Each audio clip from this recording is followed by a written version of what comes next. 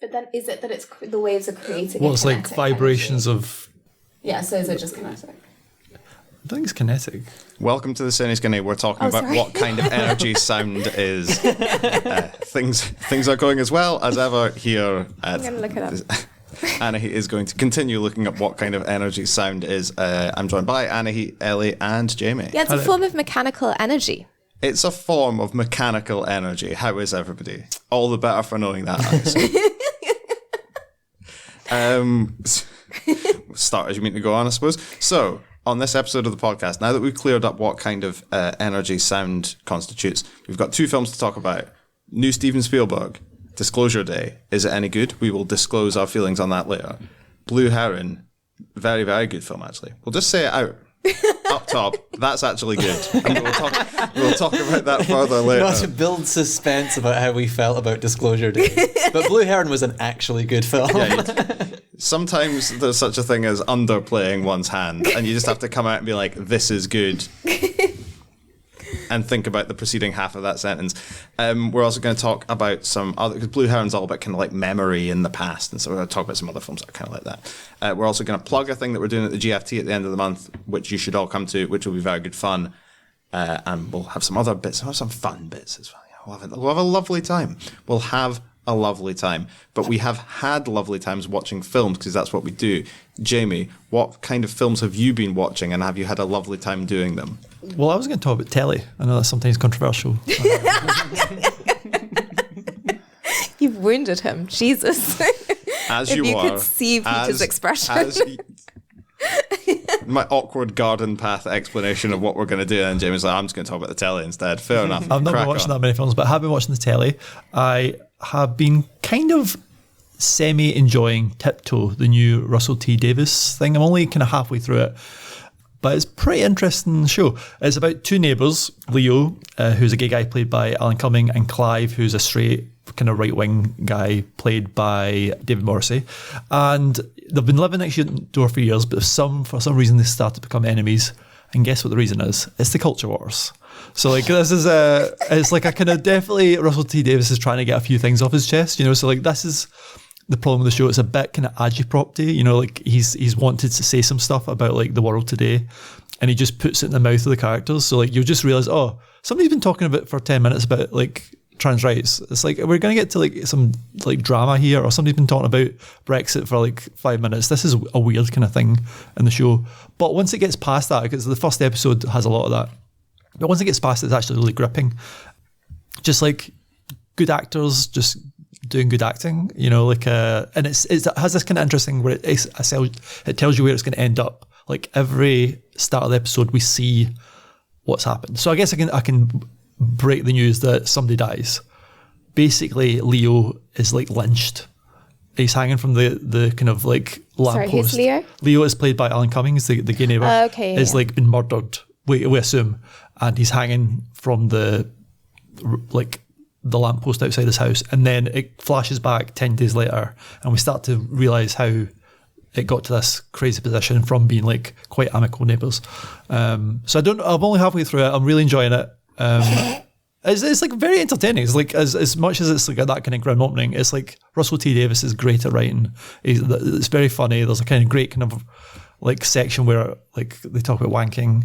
It's like, what is this show? It just sounds like a Russell T Davies show. Yeah, this is Russell T Davies. It's a sin. Very kind of soap. Yes, remember how much shagging's in that? Yeah, that's true. There's the multiple shagging montages. Yeah, it starts quite soapy, quite fun, quite like broad. Like he does make shows for like a wide audience, and he tries to say stuff, and I think he does get a bit caught up in just like, it does feel like every character is speaking for him. In the way that, you know, if you watch a Tarantino film, everybody sounds like Tarantino. I think if you watch a Russell T Davies show, everybody sounds a bit like, you know, this is Russell T Davies just lecturing you for like a bit. But if you get past that, it's actually really entertaining. And I think it's the best I've ever seen Alan Cumming, an actor who I've never really convinced me he's a good actor, but he's actually really good in this. So, yeah, it's good. I like it. Nice. That's Channel 4, isn't it? It's on Channel 4, so it's free to watch as well. Good stuff. Lovely. Anahi. I watched Mamma Mia for the first time, and I thought it was bad.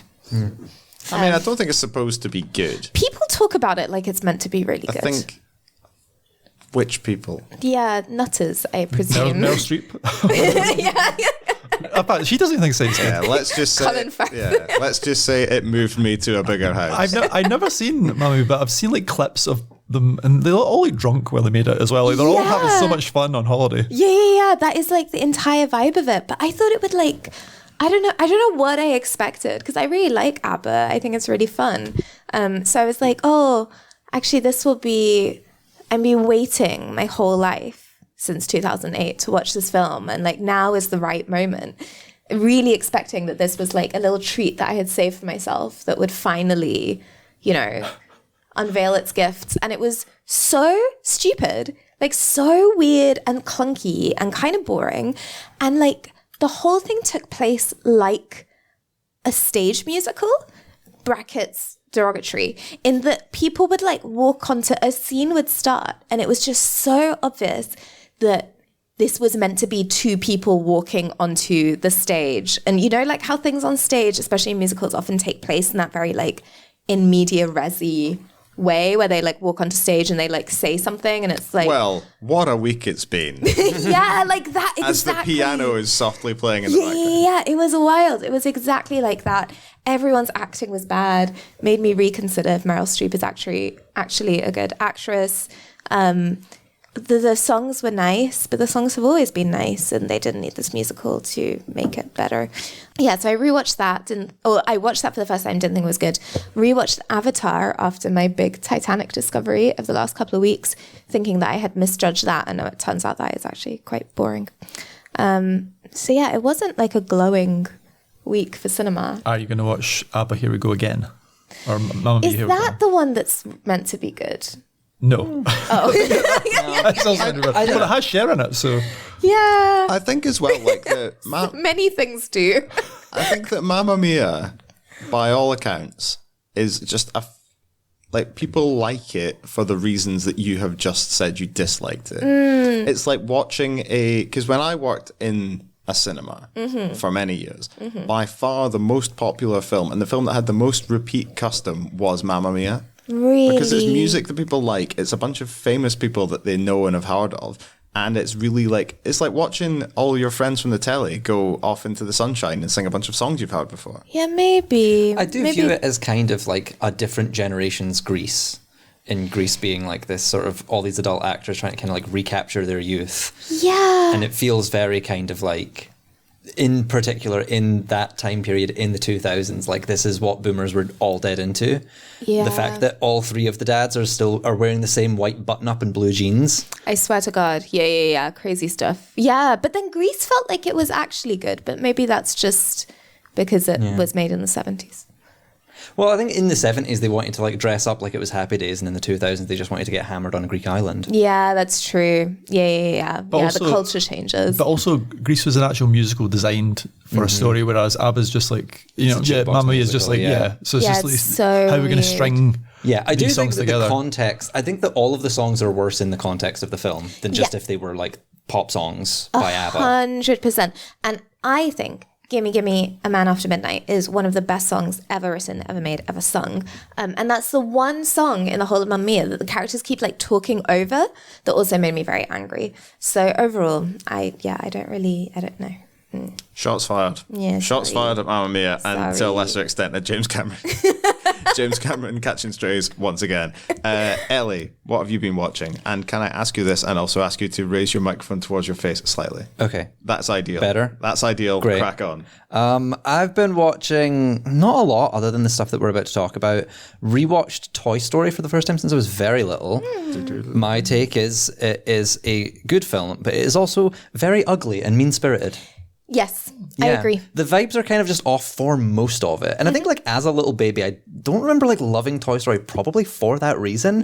That like most of the time, like Woody is just being incredibly like duplicitous and shameful, and it doesn't feel good, but you can sort of see how innovative it is, and that's why it was considered a masterpiece. I don't think it's the best animated film of all time. I think that has expired with the horrible CGI. Other than that, it's funny that you say that you don't really know, that you never really considered Alan Cumming a great actor, because I've always loved Alan Cumming, even though, like, I don't know, he has his own way of doing things, sure. But we watched I want to say it's like 1994 pro shot of, it wasn't even a pro shot, it was a TV broadcast of Sam Mendes' directed Cabaret, where Alan Cumming plays the MC. I found that on YouTube, just available to watch. I would recommend checking out. It is the most like disturbing and also kind of great and sexy version of Cabaret that I've ever seen. Yeah, I've heard he is good in that. I've never seen him on stage. I just think of like Boris from like Goldfinger, or his creepy cameo in like Eyes Wide Shut. Like he's just like, he's never meant to be like naturalistic or something. I don't know. Have you not seen The Good Wife? I haven't seen The Good Wife. He's No, also, it's isn't a he good the wife. heartthrob in Romeo and Michelle's High School Reunion? He is actually in that. And yeah. he's like kind of amazing in He that. is good I think in he's that, very actually. believable Yeah, as he is like a good in that. heartthrob. And I don't know, I just get good vibes from Alan Cumming, to be honest. Oh, I like Yeah. him as well. I just think he's very good in this. Yeah. He surprised me how good he is. Okay, I'll definitely check it out. Nice. Have you seen Goldeneye? Who, me? Yeah. Yes. What do you think of Alan Cumming in that? I don't remember it that well, but I do remember liking it. Yeah, he's like he's got he's the tech guy, right? Who's like rolling around on a desk chair and like The Russian tech person. yeah, The Russian Scottish tech man in the Hawaiian shirt. yeah. I'm just trying to find a good closer for this bit. Wait. That'll do. Okay, let's talk about aliens. They're back, it turns out. They're back, but they never left. So, Disclosure Day is the new Steven Spielberg one. You know, Steven Spielberg, we discussed him the other week. You know him, you love him from all those good films that you like that are always on the telly. And he is back with another piece of classic aliens patter. It's about to be World War III when whistleblowers reveal that actually the American government has known about aliens the entire time. Is this going to have some bearing on the impending war? I would assume so, but we have to watch right to the end to find out. So this has got Emily Blunt, Coleman Domingo, Josh O'Connor, Colin Firth, and it is a return, Ellie, to the merry old land of aliens for one of cinema's foremost proponents of the alien and other non-human things. I've heard from you lot bad things about this film, which I hear is not good. Enlighten me. Okay. Shoot from the hip or wherever your weapon is stored. Basically, Jesus. HR. Ankle holster. Little Wild Wild West, like kind of, In the sleeve. one of those sleeve. ones where they have them in their armpits like an old detective. Yeah. Yeah, that's the best one. Yeah. Under a hat. full shotgun under like a stovepipe hat. Anyway, enough talking about imaginary guns we don't have. Slag off this film, please. Okay, so to be honest, I did enjoy going to see this film. Like, I think that Spielberg is doing what he is quite good at, which is making interesting scenes. And they do really sort of suck you in, and there's always kind of like some good direction on offer to pay attention to. Like, the first scene is this like kind of, you know, shady drop off of the MacGuffin between the good guys and the bad guys or whatever, but it's happening in like a wrestling exhibition. So it's just like a weird, slightly detracted way of showing each thing that I do think keeps you a little interested throughout. But the second that I stepped outside the cinema, I was like, oh, I hate thinking about this film. Like, it does not hold up under any scrutiny whatsoever. And I was completely unconvinced by the narrative that it was trying to sell me on. That narrative is basically about faith. Like, this is, a world where the government has been hiding evidence of aliens, but it's basically between the good guys, like Josh O'Connor and Emily Blunt, who believe that if you share the truth about aliens, that we'll all sort of put our differences aside, we'll be united by this, you know, wonderful thing that's so much larger than us. And it's even set, like you say, against the sort of like media event of World War III to kind of punctuate that point. But then you've got the bad guys, the men in black, who are, you know, led by Colin Firth, who are kind of working to prevent the truth coming out because they believe that it will cause people to go crazy and the world will set on fire and people can't handle it, that kind of thing.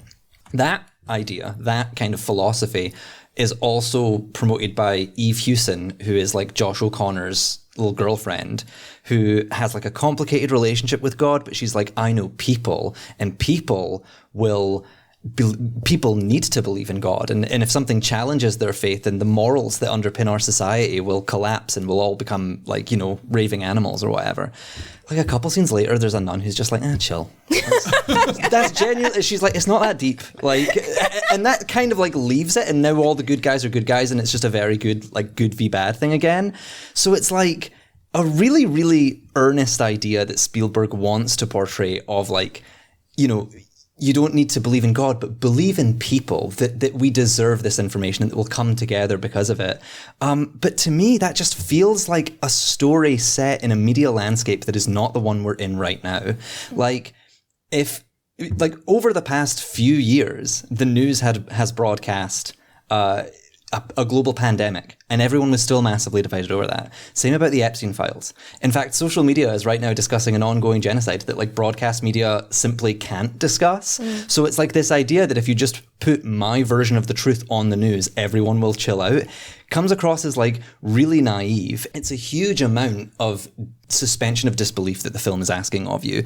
And the film doesn't even believe its own philosophy. Because if discovering the existence of aliens would make us all like come together and we'd be so touched on an individual level by this news that we would like put aside all of our differences, then how come the men in black who know that aliens exist are fine with like killing people and like silencing whistleblowers and like chasing the good guys around? So it's essentially this like multi-million-dollar spy thriller where Spielberg is just like, guys, it would be so cool if aliens were real. Like, you know how everyone's like mad because of like the war and the news and stuff? Like, what if the newsreader was just like, forget all that, there's a little grey guy. Like, everyone would chill out so much. And it's like, look, we've all gotten stoned and had that exact conversation at some point in our lives, but it's just like not a sign of a storied filmmaker at all. I would expect so much more from Spielberg, but I do sort of feel like, I don't know, maybe since the 80s, 90s, he's always had a bit of difficulty with knowing what stories to tell.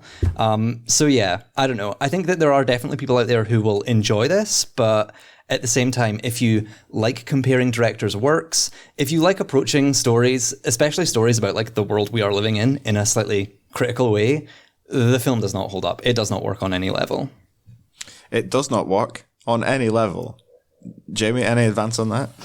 I mean, everything that Ellie said is correct. Like, but like, Hell yeah. but like, you gotta remember, he is an old hippie. Like, this is like actually how he is soppy. Like, the whole thing about Spielberg, he is sentimental. He genuinely believes that humans are good or whatever. You know, like he's not a cynical person. So like, yeah, I think you just have to go along with that. I think this proves he's a bit of a magician, because as much as the actual concept of the film is pretty kind of wooey and kind of like out there, the actual mechanics of the film is terrible. Like, the script by David Koop is so cliched, so flimsy, does not hold up to any sort of scrutiny. Like, the second you start to think about what's going on or why people are running around like being chased, it doesn't make any sense. It's essentially two kind of like plots stuck together. So you've got like a conspiracy whistleblower plot rammed together with Emily Blunt discovering she has all these superpowers, and then the film is just like different scenes trying to put them together to have a kind of happy ending. And it's like you can see all the kind of mechanics of it, but what makes Spielberg so good is that even though you can see that this is just flimsy tosh stolen, like lots of like cliches hammered together, it actually is put together so well. Like there's some great sequences in this. Like it's been compared to like Close Encounters, and I don't think it's anything like Close Encounters apart from that kind of, as Ellie said, the kind of philosophy of it. But actually the mechanics of it is much more like an Indiana Jones film, in that it's just one set piece after another, one chase after another. Everyone's on the go from the very start. Josh O'Connor's on the run, and he's running till the very end. And it's like, you know, there's a kind of car chase like through a forest. There's like jumping onto a train sequence, which is fantastic. It feels like an Indiana Jones film. So like if you like Spielberg for those kind of like great set pieces, this has it. But yeah, it does not hold up to scrutiny at all. And you know, like, come on, man, great aliens, and like after like Arrival, it just doesn't make sense. Like the kind of whole alien plot is not that compelling. You know, I don't think it's like really advanced from like his ideas about aliens in sort of the late 70s, but he can still put a film together, man. He's like an amazing director. So just go for the craft, and just ignore the content, because it's like it's a bit silly. You did say it was flimsy tosh earlier, which I quite liked as an expression. It's flimsy. I've really zoned in on that. But you say it's not great, but has its moments. I was just like entertained throughout. Like I found it so entertaining. I think the actors are quite good, even though they're doing like Colin Firth. His character is ridiculous. Like he's like some evil bad guy who has a magic wand that can connect him to other people, but he's like always collapsing like a little girl. You know, he's not scary at all, but he manages to make it work. He's just like constantly fainting. It's like, am I too scared of Colin Firth, this old guy who's just collapsing every 2 minutes? It's like, what's scary about this guy? But like, he kind of makes it work. He's got kind of like he's like very watchable. You know, Emily Blunt, it's like got a ridiculous, like she's got to like just like be in awe of everyone, and everybody's like finds her so empathetic that they kind of like think she's great, and she's got to make that work, and she does, you know. So like, I think the cast is good, even though this what they're working with is not good, but entertaining. Yeah. Annie, are you not entertained? No, I thought this one was shite. Okay. I thought it was so bad. I think we need to redefine what sentimentalism and cynicism mean, because I actually think there is something deeply cynical about being so politically shallow that the only way that you can imagine kind of any sort of progressive empathy coming together is through these really limited, very, very like Americanized, like, oh, and then we go to the media and then we tell the truth. And this kind of, it's obviously like a film that is responding to the Trump era, but it's responding to the Trump era in this most like shallow, like, well, they're lying to us and that's the problem, rather than any of the systems that we have constructed around this stuff is also the fucking problem. So I thought politically, dreadful film. Writing wise, shocking. Truly, I was shook by some of the stuff that was happening in this film. The weird, like, MacGuffin-y, like, yeah, the fucking magic wand, the devices. We never find out what they are. Where did they come from? What are they? These fucking devices, of which there are 3 of them. Just allow people to do whatever would enable the film to have a plot in that moment. It enables Colin Firth to, like, see through Eve Hewson's eyes, because that would be interesting at that time. Emily Blunt's whole powers just enable her to be able to control the situation so they can exit the situation if they need to at that time. Yeah. Like, that is... We need to be invisible for a second. Yeah, so like, let's fucking invisible. go. Yeah. Somebody's turned the power out. Guess what? Yeah. They can turn on the power. That was wild. Guess what? I'm MagSafe for 25 watts. Hand on the laptop. Your iPhone's out of charge. There you go. We're sorted. It was bananas. It was like watching a plot that had been written by a child, and not a clever child, like a quite stupid child. It was Child's hit by a horse. Yeah. Like, I was flabbergasted. The grown men had made this film. That was insane. The kind of writing, the way that he, like, yeah, David Koepp, like, needs to answer for his crimes. The way that he would write things as if they were, like, these big, like, mic drop moments. There was, the point where Eve Hewson's character is talking to her old, like, mother superior, like, whatever the fuck. And that whole bit was giving Sound of Music. I'm sorry. Like, that was really weird. And then she's talking to her and she's like, yeah, like, because don't we think that, like, oh, well, you know, God said that he, like, in Genesis, he said he, like, we are his greatest creations. And then the nun is like, the greatest creations on earth. It's like, girl, shut the fuck up. And it's like really giving like that sort of Dan Brown level writing. Well, he did write all those, didn't he? I think. Dan Brown? No, he wrote all the he did all the Dan Brown adaptations. Did he? I think he definitely did Inferno. I think he did a lot of those. That explains much. Yeah. Like so much. Because it really has that Dan Browny thing of like identifying really tiny little like prepositions or whatever in like an archaic text and being like, and this is the truth, rather than like, no, someone just translated them from Aramaic. Like, what the fuck do you want? Like, it made me so annoyed. It was so ridiculous. There's a point where like a newscaster says with tears in her eyes after like all of this footage of aliens plays, oh, you know, we are not alone. And at that point, my friend leaned over to me and was like, why do these aliens have to crash land in fucking America? Which I think is a really good point. Because Americans are fucking annoying. This is how they would deal with it. I thought this film was bad. I thought it was actively a bad film. I love Josh O'Connor, but sometimes loving someone is letting them know they haven't done a good job. Emily Blunt, and we can cut this if we think it seems misogynist, but I think actually it's a good point, has too much... Sorry, what a preface. We can cut this if you think it's misogynistic, but before I start, I'm about to make a fucking great point. I think she has too much Botox in her face to be able to express. That's unfair. I think she's good in this. I don't think she's good in this. But she's asked to do something stupid, which is like be like some sort of vessel for empathy. Like, how do you do that without looking like an idiot? But she does it. But this is my point. Like, her face can't, like, we need to actually address how women in Hollywood are able to express, like, have expressions on their faces if their faces are, like, frozen past the age of 35. I think that is a fucking problem. Like, genuinely, like, the point of acting is to express. If you have a generation of women who are so scared of aging that their faces are frozen into this weird uncanny mask of when they were 25, that is an issue for their acting. Just going to put that out there. There are, like... You pulled it round in the second half.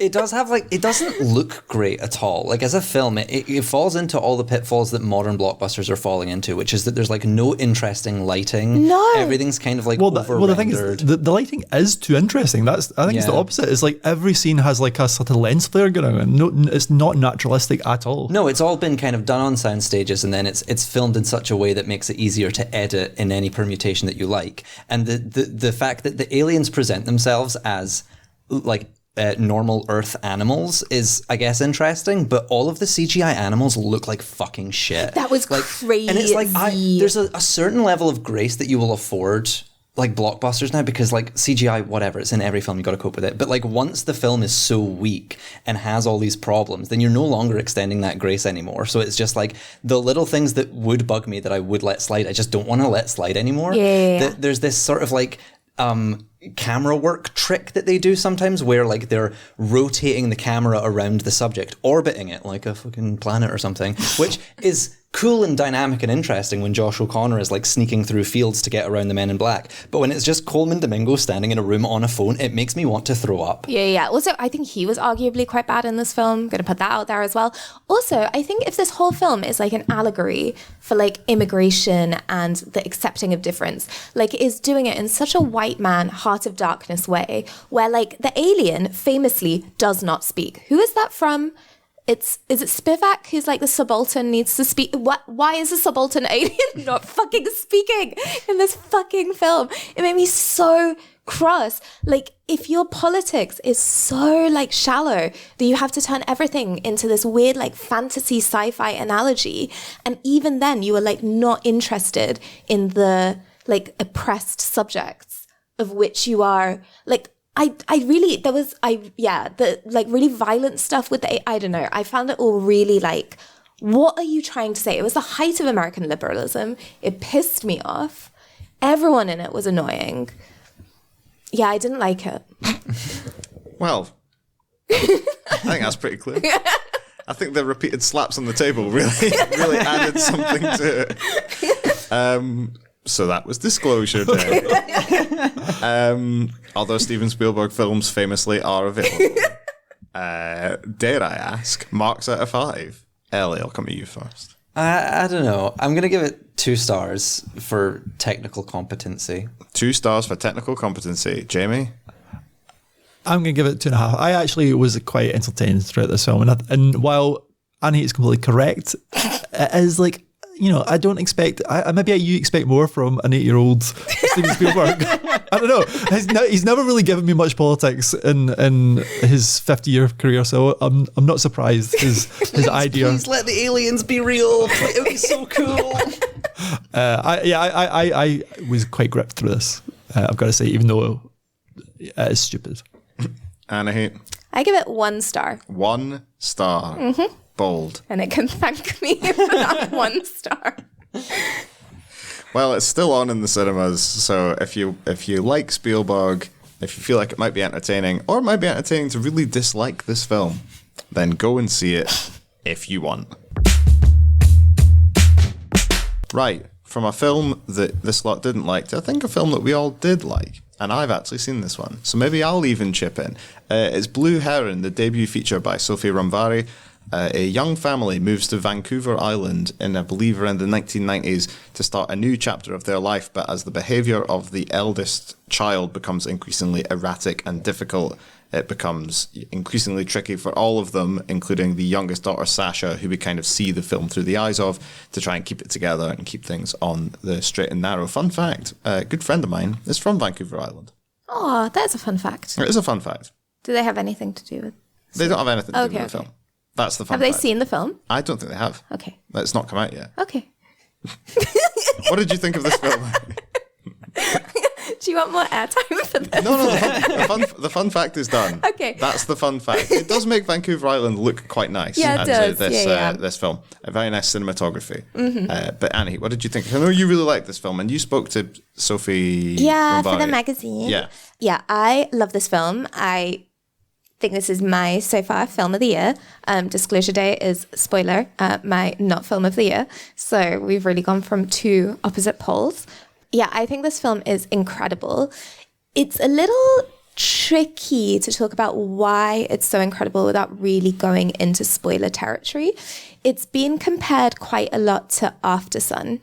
And I think it does very, very similar things that After Sun does, where it's thinking about ideas of like grief and memory and family, but it's doing that through the actual formal structure of the film, which is what makes it so incredible. So you have, this kind of the first half of the film, which is looking at this family. The older brother is like really, really troubled. There's a real like grace and like sensitivity that she shows to the subject matter that I've never really seen shown before. I think you have films about like parents' relationships to their troubled children or the other way around, but that kind of having a really difficult sibling at home and how that affects.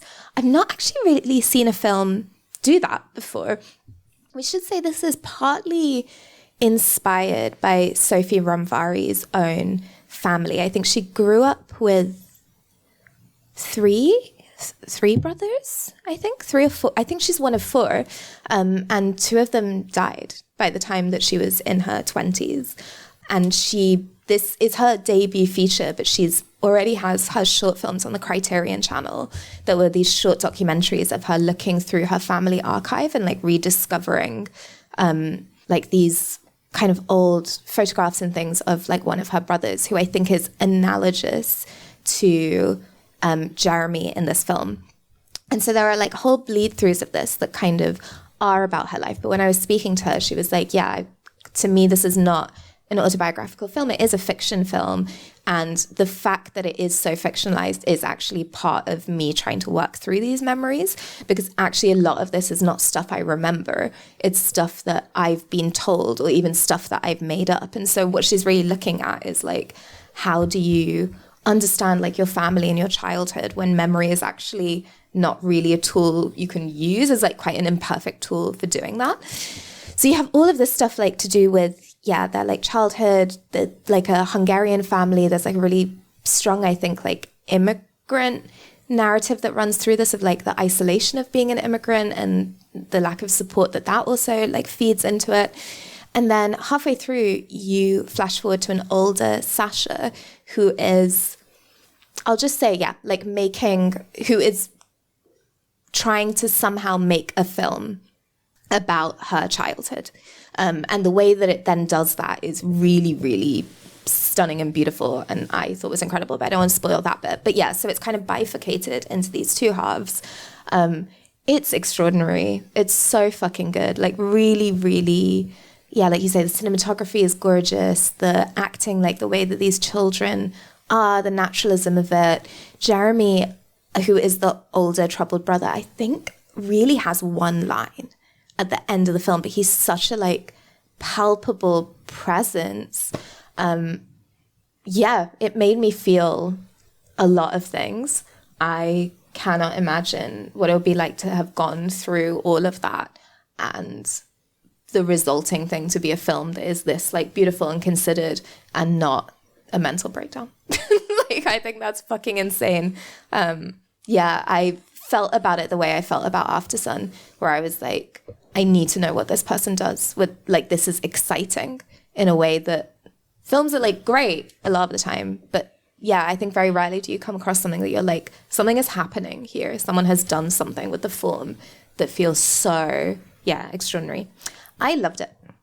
Yeah, and I think that the Aftersun comparison is a really good one because it is in large part, like in structure and in topic, Jamie, a film about like how you remember things and like how different people's and how important like perspective is in like real time and also when you're looking back on stuff and like who has recorded what and how that then impacts on how you feel about stuff. Yeah, I don't think it's directly from the young girl Sasha, who's like Romvari's kind of like surrogate in the film. I don't think it's exactly from her point of view, but it's kind of like roughly from her point of view. It's kind of the framing of, and this is something again that like, it is definitely a film that, before we go any further, everyone should go and watch it. But it's a film that reveals itself over time. And there are like, you start to realize that there are reasons that, quite subtle reasons that things are framed in certain ways and that certain shots are constructed in certain ways to express that like, it's not someone's direct point of view, but this is like, it's this idea that you see something down a corridor and you only see this little bit of it. Or you see something through a window, you hit your pop shield really hard with your hand. You see something like through a window, but you see it through a window through a bunch of trees, and that's how you remember it. Like it's a fleeting glimpse of something. But it's also, there's a lot of this is shot through like door frames and windows and from like long lenses, and it's part of that is because it's a young person kind of overhearing things. It's like you're never actually sure what's wrong with Jeremy because the film's smart on that, but also because you're seeing it from a young girl's point of view who's probably not in the full picture. She just knows there is something a bit off with her brother. He likes to lay around a lot, but he's also quite fun sometimes, and he does strange things like he'll steal like a gift from a museum and not tell anyone, but she never quite understands what's wrong, but we kind of do because we can see, but she knows there's something wrong with her parents. It's actually more the parents' reaction we don't actually know very little about Jeremy and his condition. It's like how we see a lot of her seeing that her parents are stressed, and we'll hear their conversations at night in bed worrying about Jeremy, or like coming back from an appointment with a psychoanalyst or something talking about Jeremy. So it's like Jeremy almost never says anything. He's just kind of lingering in the background on the frame. But that's kind of how memory works as well. Memory, you don't really remember details. You remember like sensations. There's a lot of the film is very kind of tactile. You remember. There's a lot of like I remember, like there's a big emphasis on her dad at work. And she'll like go and she'll sit with her dad, and you hear the tapping of the keyboard, and she's making something on like Microsoft Paint, and like this is like a big thing. Or like her toy, she has this kind of little teddy that's kind of key to the film, and just like sitting around like with her brothers, like eating cereal or having water fights is much more about the sensation of being young, but how at the edges you kind of remember things that you don't quite understand, but in retrospect you do. Like, so when you're a kid, you only really understand in retrospect the bad things. You usually don't sort of register them at the time. And it kind of gets that really well. And she does that through grammar. And that's in the first half of the film. And if that was just the film, this would be a great film. And then as Annie says, she does something that we don't really want to go into too much because it makes the film incredible. She does a kind of really daring, formal thing, which kind of knocked my socks off when it happened. And it becomes a different type of film. And again, it's about someone looking back and kind of like investigating their past in a different way. And then a third thing happens late in the film, which kind of collides these kind of two kind of states. Just really inventive filmmaking, a filmmaker who knows that, I mean, we're going to talk about this later, but cinema is a kind of great medium for like sort of exploring memory and kind of like senses and things. And she just does it like superbly. Also, just the design of the house and stuff. The house felt so lived in, so real. Like the family dynamic just like rang true. Everything about it felt like, it felt like flipping through someone's like albums, like photo albums or something. That's the kind of feeling you get when you watch the film. Yeah, I think as well, Ellie, like there's a subtlety, but not.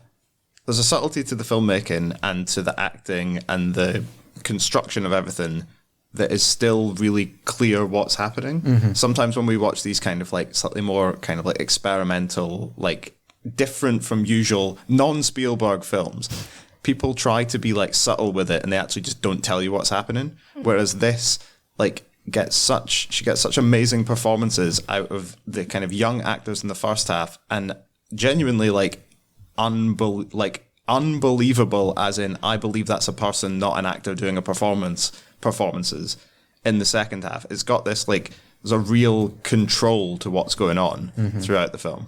I think that subtlety is that is kind of coming from the fact that maybe the fact that like it is quite a beautiful film, like that seems to be a huge part of its identity, and I think that's also why the After Sun metaphor becomes apt, because it's such a specific collection of positive childhood memories, like playing on your dad's computer, playing in sprinklers with your friends, and it's that this kind of atmosphere opens these characters up to expose things about themselves that they themselves don't necessarily know. It's really useful that we have this little girl who kind of is the perspective character, and that's why there are so many kind of like positive interactions, because that's the stuff that sticks. You actually see Jeremy seems to be a good older brother to them sometimes, but then it's that dissonance when we hear how stressed the parents are. We hear what they're talking about, and everything that they sort of reveal about his behavior that hasn't been shown on screen gets more and more kind of troubling. And there's maybe even a sense, like we said, it kind of reveals itself over time that you can kind of mischaracterize this film, and that seems very deliberate, because you're meant to be with the characters in this flash forward in the future, trying to understand something that you don't necessarily have the whole picture of. Between After Sun, it also reminded me kind of a film we watched earlier this year, The Secret Agent, which has this very abrupt flash forward, and all of the younger characters are kind of unrecognizable adults. And you know, the narratives that they were going through when they were children aren't necessarily the things that have kind of like magnified into their personalities as adults. But I would also say that there is something that I really appreciated about it, is that there is not just this kind of like personal journey she's going on, which is very similar to After Sun, but that there is a slight political commentary in there, and there's a slight like discussion of history, because I do think that it is roughly in the 1990s that you started getting this notion of like troubled teens. Like this was sort of the Kurt Cobain generation, where children are starting to show like much more existential and much more like troubling behaviors, especially in these kind of like intense, slightly isolated suburban middle class environments. And a scene that was really impactful to me is when we're in the future, and I don't think this is too much of a spoiler to say, but there are psychologists discussing what had happened in the 90s, asking, okay, so let's all sort of talk about this and pass this case study around. Now, what sort of things would have been available to them? What sort of things would be available to them now? And this sort of like question of like, how has psychology, how has medicine, how have our discussions of each other moved on? And, you know, I think that it's natural to only like look back and think, well, what could we have done if we knew what we knew now? Like that's a very painful conflict, but it is like done very, very beautifully in this film. Yeah. It's all around just a very, very, very good film. It zigs, it zags, it zigzags. It's really, really good. I really enjoyed it. How much did we all enjoy it? And I feel like I think all of Steven Spielberg stars have all been ported over to this one. Yeah, this is wealth distribution. 5 stars. Nice. I think. Jamie? Yeah, it's a straight up banger. 5 stars. And it's also 5 stars because it does this all with such economy. Like, I should say this film's only like 80 or 90 minutes long, but it feels like so much longer. It feels like quite a lot happens in it, but not much happens in it. It's like, it's kind of a magical, actually, the way it's been put together. It's like quite unlike anything I've seen recently. Yeah. Really, really good. Ellie? I would also say 5 stars. You know, I watched I'm it. going to say 5 stars as well. Hell yeah. Unquestioned support. Unqualified support. Has this ever happened before? I think we've ever had I think we have all given something 5 stars in the past, but I can't think when. We're often quite disagreeable with each other. We haven't been recently, though. We haven't always done stars. So I think when we all loved After Sun, but I don't think we were giving stars on the podcast back then. That's true. That's true. I'm just trying to find out when Blue Heron's coming out, and I've just got a thing about the Blue Heron is a majestic large wading bird native to North and Central America. They are apparently quite big, though. I want to say 28th, but I could be wrong. 79-inch wingspan, that's big. 26th? That's a Friday. Okay, 26th. We're hearing the 26th. You know what? It's the 26th of June. Thank you, Jamie. From Conic. From Conic. Very good bunch of lads. 5 stars for Conic. Right. So yeah, Blue Heron, 26th of June. Very, very good. 5 stars from all of us. Go and see it. Okay, and in honour of Blue Heron, 5 stars to Cine Skinny, we want to talk about other films that, because as Jamie said, memory. There's a sentence for you. We wanted to talk about other films because, as Jamie said, memory. All Alone in the Moonlight. Is that a reference to me trying to speak, or is that the name? It's a reference to Cats, the musical by Andrew Lloyd Webber. Okay, I see. And latterly, a film by Tom, your man Tom. Yeah. Tom Hooper. Yeah, I was going to say Tom Holland. I was like, that's not right. I was going to say Tom Hollander, and that's not right either. Tom Hollandist. Tom Hollandaise? We could do this all day, but we have to start talking about films that deal with the concept of memory, Jamie, because as you said earlier, memory is something that is fertile ground for good filmmakers, because memory is all about perspective, and perspective is all about how you make films. So can you think of a particular instance of a filmmaker using the idea of memory in an interesting way in a film that you've watched and would then like to tell us about? I can. Oh, that's good. That's handy, because otherwise that would have been an extremely awkward end to the podcast. Can you think of this? No. Okay.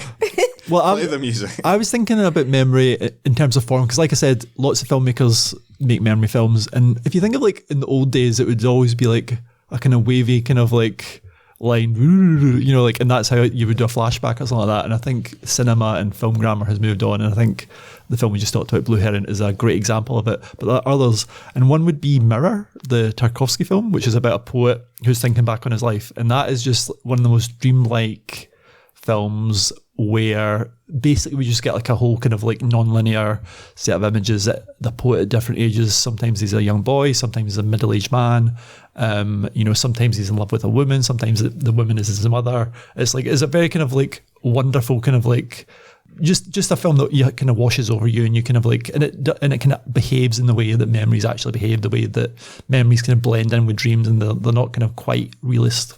So that's like an example of like, I think a filmmaker who understands how memories work.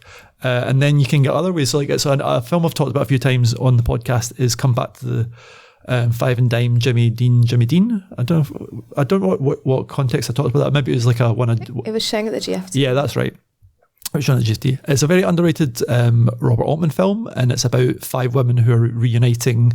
They were obsessed with James Dean when they were young in the 50s, and then they're meeting 20 years later. And that film uses memory really well, because like Altman does the opposite. He doesn't change anything. So Altman will do this thing where like he's got 2 sets, and the camera like uses a mirror to like sort of see the woman in the present and the past at the same time, and he doesn't do anything to the actors. It's like Kathy Bates, Cher is in it, Sandy Dennis. It doesn't like change their makeup.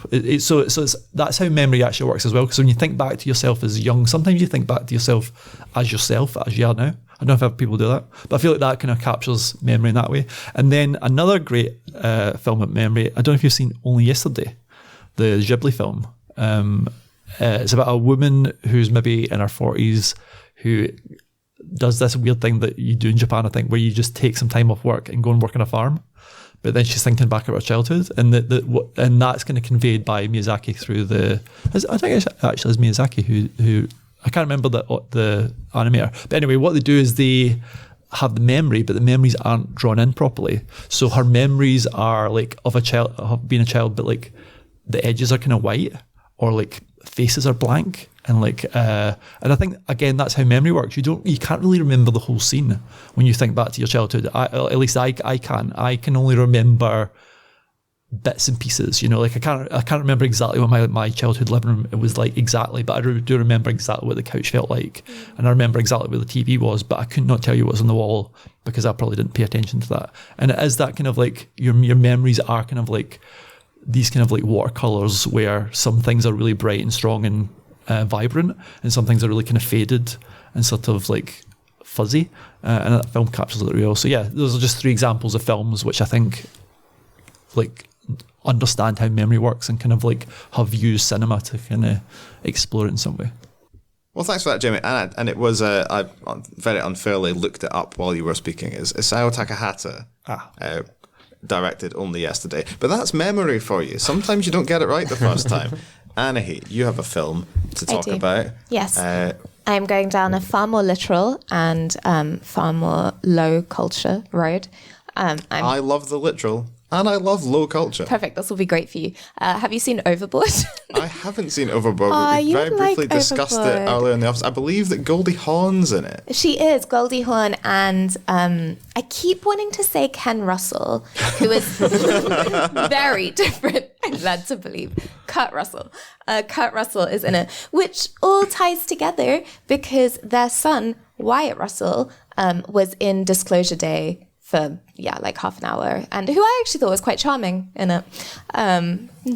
Maybe that's where the 1 star was directed to from That me. boy. That one man, that one white man. 1 star per man. So it has Kurt Russell, Goldie Hawn. This film is significant because it belongs to the canon of films that I watched when I was a child that probably gave me very fucked up ideas of what desire in men meant. Because the plot of this film is that he is like a contractor and he goes to her boat. She's like a really rich woman and has like a yacht, and she's kind of a bitch to him. And then she falls off the boat and gets amnesia, and he decides to effectively kidnap her and be like, you're my wife and come look after all of my unruly children. And instead of this being a horror film, which is what it should be, it's actually really sexy and fun. And I watched it as a child and I was like, yeah, that's how it should be. But it is really sexy and fun. Like, they obviously fall in love, and she falls in love with all of these like ramshackle, adorable children, and she learns how to, I don't know, clean or something. And he's like quite hard. He's always wearing a wife beater, I think. Yeah, it's good. I don't know if it says much like very existential about memory, but she loses her memory.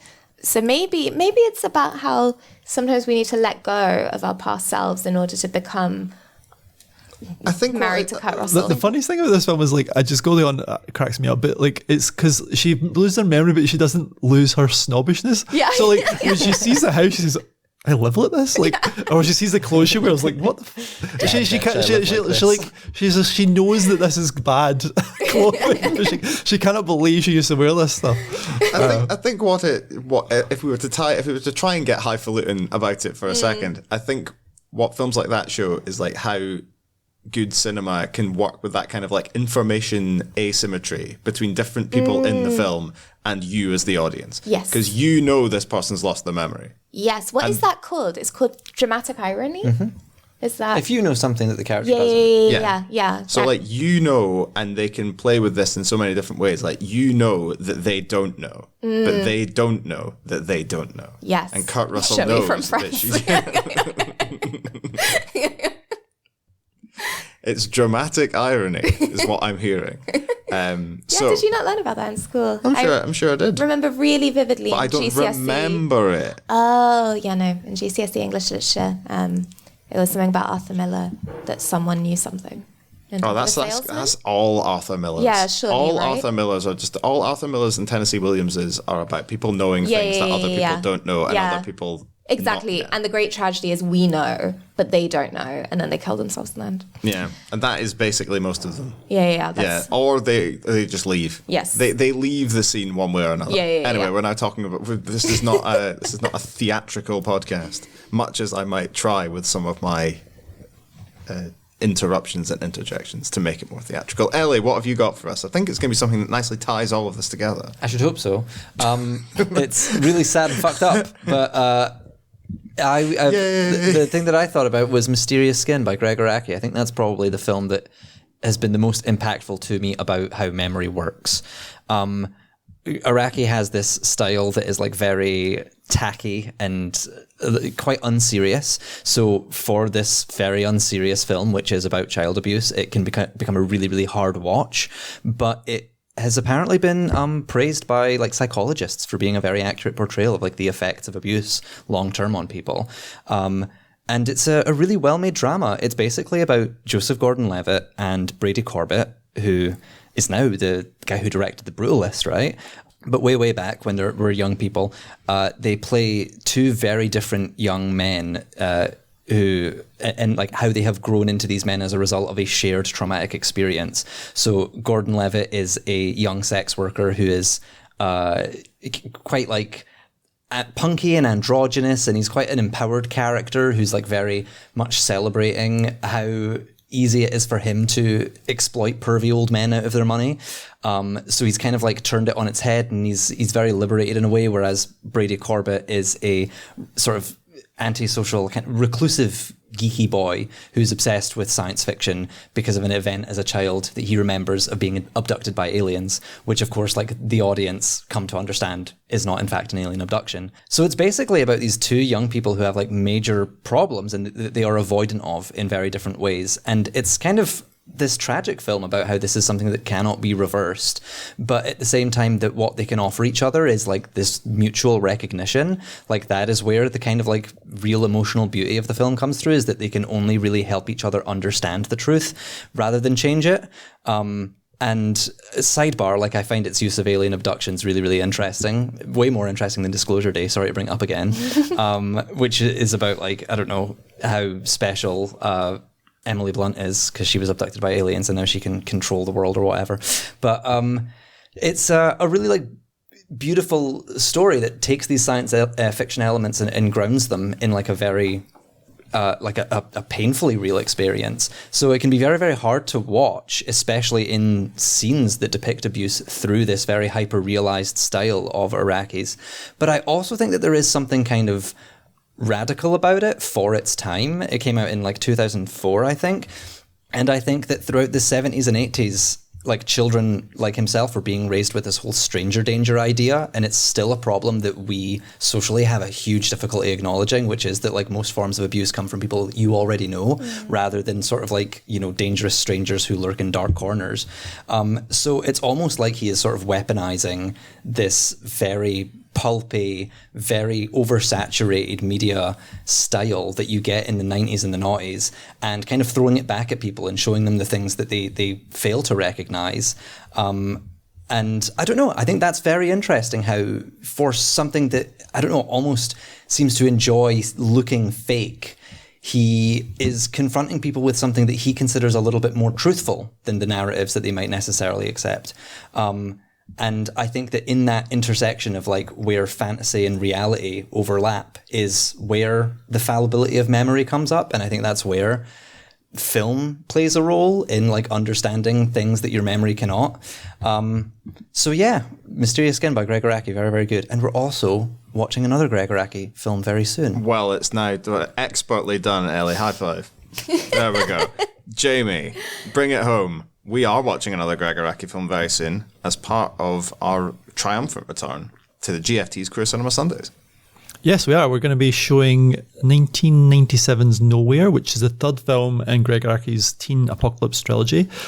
Now, if you don't know Gregg Araki, he is a very interesting filmmaker. He kind of came up with people like Gus Van Sant and Todd Haynes and people like that as part of the kind of new queer cinema of the 80s and 90s. His films all deal with like beautiful kind of polysexual teens going through kind of existential crisis. And this one is very much that.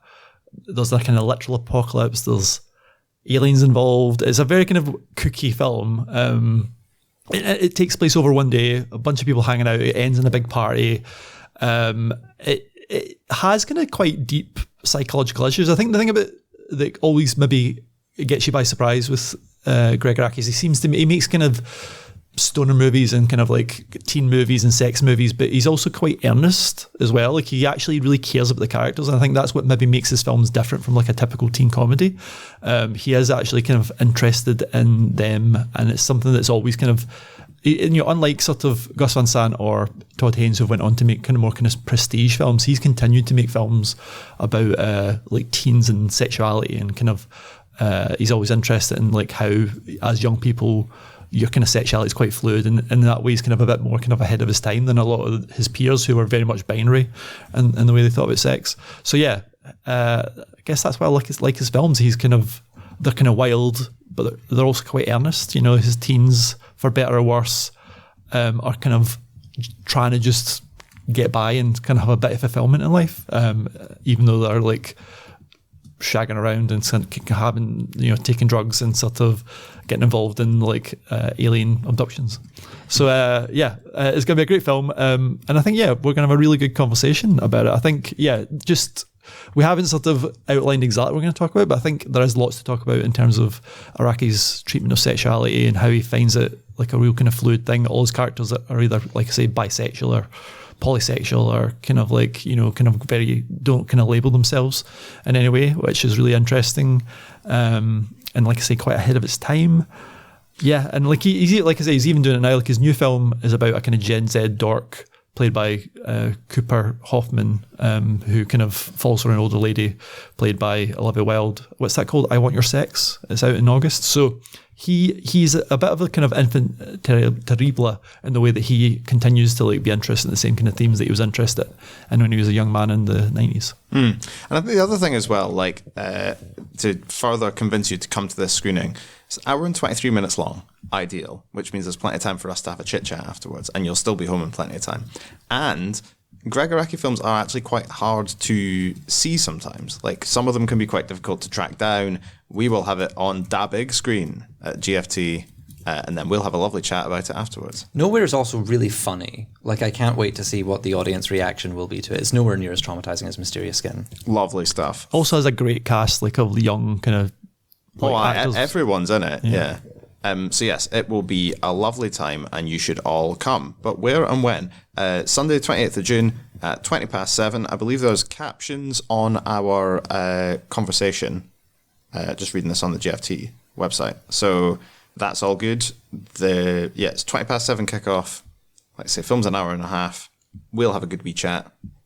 We may even take some audience feedback. We'll consider it.